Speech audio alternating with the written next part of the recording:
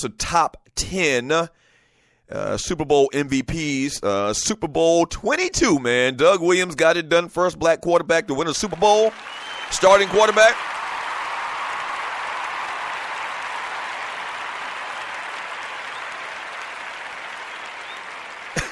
Listen to this. And I almost think, I'm going to look at who he has ahead of Doug Williams. But you remember Doug Williams had that magical quarter? He completed 9 of 11 passes for 228 yards and 4 touchdowns in the second quarter alone. You remember that? Oh, man. Oh, man. Yeah. Doug Williams had a crazy, crazy game as the Denver Broncos beat lost to the Washington Redskins. You remember for many years, I think Elway went to like 4 Super Bowls. They weren't concurrent like the Buffalo Bills when the Bills went. But I think before Terrell Davis got there, I think John Elway had lost 4 Super Bowls. Or maybe it was 3. But just a lot of tough times for the Denver Broncos for many, many years, and Doug Williams made sure to add to that. Coming in at number 3 on the list is Steve Young, San Francisco 49ers quarterback, and Super Bowl XX1X. Now, once again, I saw somebody in the chat room mention it. They tried to break down how the Roman numerals work. But whatever Super Bowl that was, it was against the San Diego Chargers. And I've mentioned that a couple of times over the last week or so. And you're listening to the Doug Stewart Show, that was just a massacre. That was just a massacre. That's probably the worst Super Bowl that I've ever seen in my life as far as competitiveness and just a dominant performance. Steve Young threw 6 touchdown passes in a 49-26 victory over the San Diego Chargers. Still remains a Super Bowl record till this day. He found Rice for a 44-yard touchdown on the 3rd offensive play. San Francisco scored touchdowns on its first 3 drives and took a 28-10 lead into halftime. I remember watching that game or seeing that Super Bowl at a big Super Bowl party I think Ryan Cameron had down at the where was that place at? I don't even remember. I'm kind of confusing with a bunch of different places. But Ryan Cameron's a big local DJ here, kind of like a mentor in the radio industry to the Stews, and he had this huge Super Bowl party, man, and it was just a big, big blowout. San Diego Chargers, real tough day for them. Coming in at number 2, Terry Bradshaw, Pittsburgh Steelers in Super Bowl 13. 35-31 victory over the defending champion Dallas Cowboys. Now, this was 1978. And as critical as I've been about Terry Bradshaw, especially lately with the comments that he made about Mike Tomlin, Bradshaw in that game passed for 318 yards and 4 touchdowns, capping a 1978 season that marked the NFL's first under rules designed to stimulate passing. So 1978 is the first year that they came up with rules that kind of benefited the offense, and you've seen that extended more and more and more over the years, where you can't beat the receivers up off the line, you can only do it within 5 yards, and all of that stuff. But Terry Bradshaw comes in at number 2, and the number 1 Super Bowl MVP is the great Joe Montana.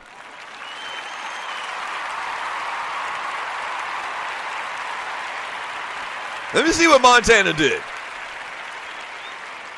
So Montana and the 49ers came about as close as perfection as a team could during their 55-10 victory over the Denver Broncos. That's right, dominating 55-10. Montana had 5 touchdown passes on 29 attempts before heading into the sideline for the game's final minutes. What? Montana didn't play the last 11 minutes of the game, and they won 55-10? So that probably was during the time where they were probably trying to work in Steve Young. Now, Steve Young, you remember, there was this thing, a lot of people, even though Montana had all this success, Steve Young was that dude. So for many years, there was this talk about, Steve Young replacing Joe Montana. Y'all remember that? And it never happened until Montana left his last year when he left to go to Kansas City. But there was this sentiment around, and it was for good reasons for the most part, that Steve Young is a better quarterback than Joe Montana. Like, it was one of those unique things that one team had two Hall of Fame type players. And even though Steve Young didn't play, he wasn't a starter, in the league outside of his early years when he got into the league from Tampa Bay. And I think Steve Young played in the USFL too. So he came from the USFL, played for the Tampa Bay Buccaneers. That's when they had the creamsicle color jerseys, so they sucked. And you're listening to the Doug Stewart Show. But he was so good and his talent was so obvious that when he got to San Francisco, and I guess through the organization and the coaches watching him, they were all saying to themselves, and it kind of leaked out, that this guy is better than Joe Montana. But we can't replace Joe Montana because he's Joe Montana. So they couldn't do that, but the talent was just obvious. And so for many years, I remember all of that talk about, Steve Young taking over the team, and finally it happened. They let Montana at the end of his career when he was getting a little bit long in the tooth. They let him go. I can't remember if it was a trade or a free agent type thing. They let him go to Kansas City, and then Steve Young came in there and balled out of control. But this particular year, Joe Montana didn't play the last 11 minutes of the game. And, wow, 5 touchdown passes and only 29 attempts. And this was during the Bill Walsh, George Seifert era. The 49ers just absolutely destroyed the Denver Broncos in another loss for John Elway in Super Bowl XXIV. Once again, there's a little subtraction at the end of the Roman numerals, and I don't know exactly what it is. But that Super Bowl.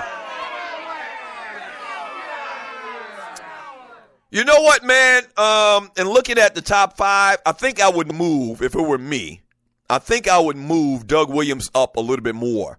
I think I would move him ahead of the Steve Young Super Bowl. I would definitely move him ahead of the Terry Bradshaw Super Bowl. The reason I say that is because I think Bradshaw had a better all-around team around him, and I just don't like Terry Bradshaw, so I would put Doug Williams ahead of him. There it is. So maybe Doug Williams comes in at number 2.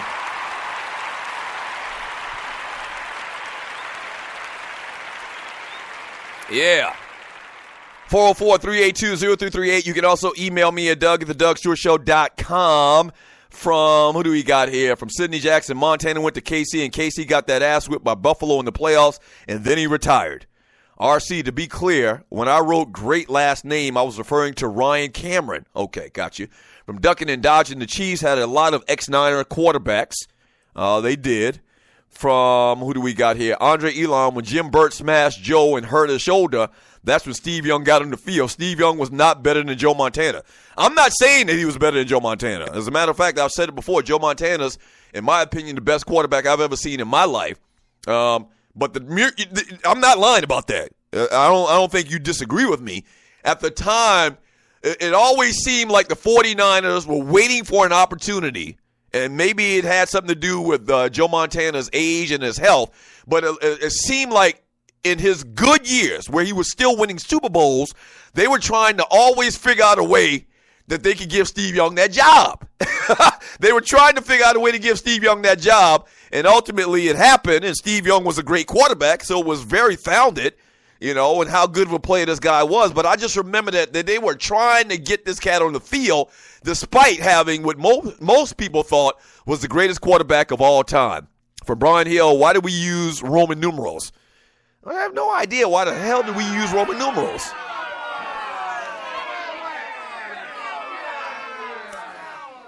I guess just for looks. I mean, it's kind of regal looking.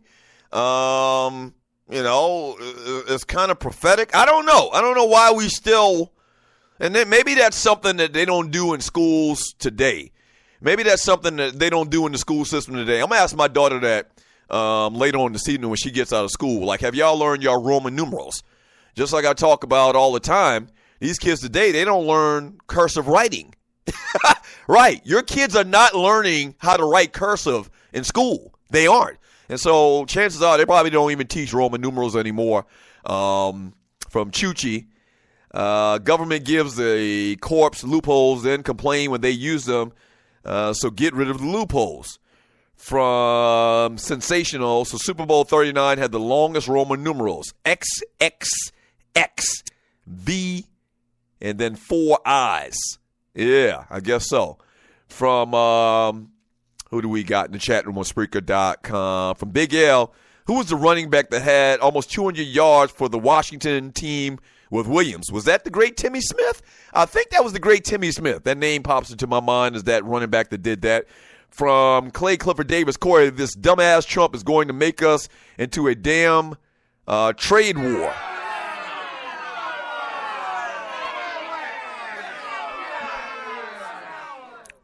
Yeah, so Donald Trump is talking about adding a 20% tariff to all goods that come into the country from Mexico. He's wanting to get rid of NAFTA, I guess renegotiate NAFTA or whatever in some other form. It's crazy. I promised myself today that I wasn't going to focus on Donald Trump and his foolishness. I'm just not going to do it.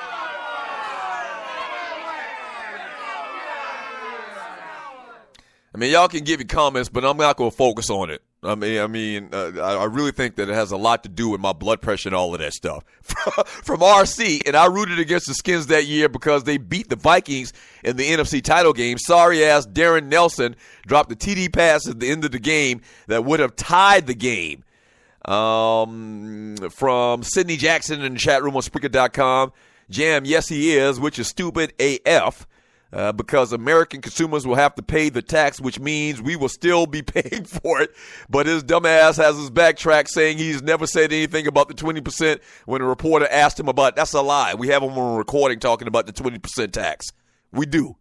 Which is one which I always talk about. This guy is delusional. And he just speaks without caution. Something that I talked about the entire year. I mean, he does not have the temperament to be a diplomat. He does not have the temperament for diplomacy. Listen, if there was ever a test for diplomacy, I would fail every single time. I would. And I acknowledge that. And maybe that's one of my shortcomings. We all have shortcomings, but I'm not ashamed to acknowledge it. But you can't be the president of the United States of America and not be very efficient in diplomacy. You can't. I'm not going to get into this, man. And you're listening to the Doug Stewart Show. I'll tell you what, we get back from the break, man. Not the entire segment, but most of the segment we'll read chat. I know.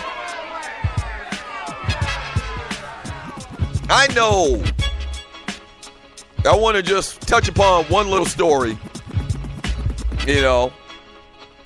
and then we'll move on to the chat and get your thoughts, man. All right? How about that? Make sure you're voting.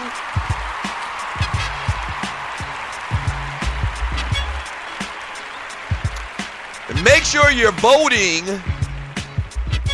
in the Doug Stewart Show Facebook chat group for today's Boiled Peanuts Award. Your choices are the Orange Dude, who's now the leader of the free world, the Moms of New Edition, which is a pretty strong candidate. I got to be honest with you. Yeah. They signed like 3 contracts, I believe it was. And New Edition hadn't made 1 red cent. Like, they split in 3 years, 3 top albums.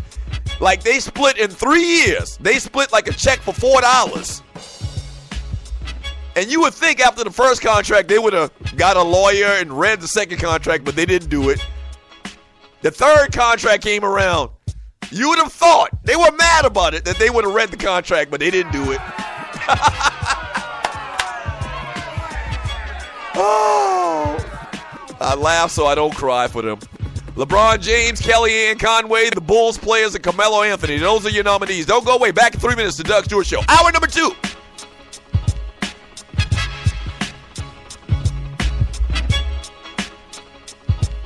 Hey, yo, Mills, let's get him again. Kings Nation. Spot Raiders. Mills. Spot Raiders, y'all.